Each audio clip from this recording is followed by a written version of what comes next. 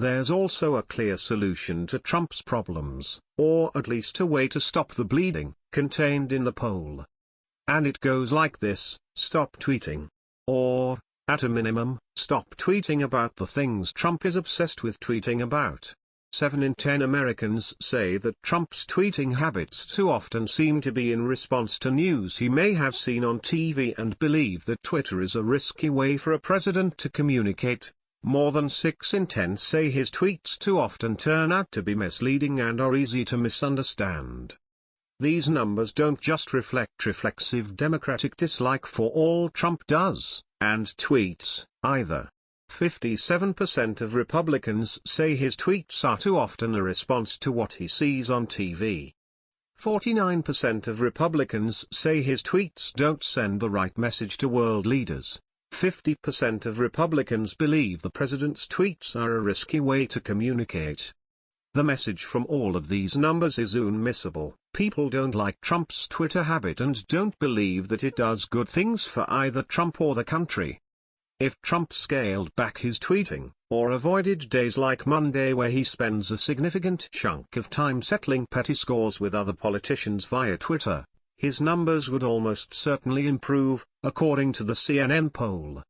That's not to suggest that less, or even no, tweeting from Trump would solve all of his political problems. It wouldn't. But, what it would do is begin the process of reorienting the way in which the public perceives him to be acting and thinking day in and day out. At the moment, much of the perception of Trump on a daily, weekly and monthly basis is formed by what he tweets. And that perception is not good. But, here's the thing, Trump will stop tweeting or fundamentally alter what and who he tweets about. Trump believes that Twitter is absolutely critical to his political success. He views it as one of the main reasons he is president today.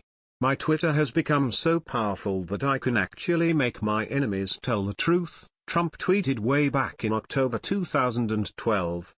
In the second general election presidential debate, almost exactly 4 years after the tweet above, Trump opined on social media and its uses in response to a question from CNN's Anderson Cooper about whether his Twitter feed was presidential.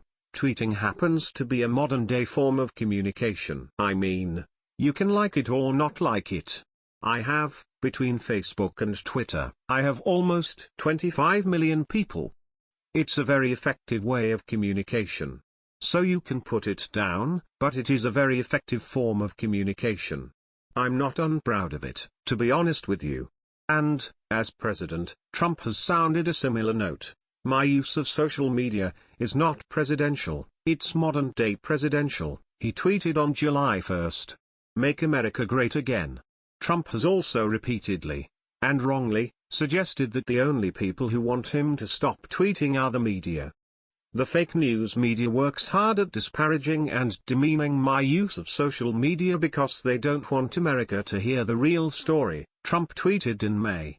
Only the fake news media and Trump enemies want me to stop using social media. 110 million people, he tweeted on August 1. Only way for me to get the truth out. The media, as I have written repeatedly, do not want Trump to stop tweeting. It's a unique window into how he thinks and what he cares about. But, in Trump's mind, it is far easier to blame the media for critiquing his social media habits than to face the reality that even many of his supporters don't like what, and that, he tweets. Trump won't change. Particularly when the belief that Twitter got him elected is so ingrained in his mind. Need proof? Trump tweeted 13 times on Monday. He had sent 2 more tweets and retweeted something from Fox and Friends before 7:30 a.m. today.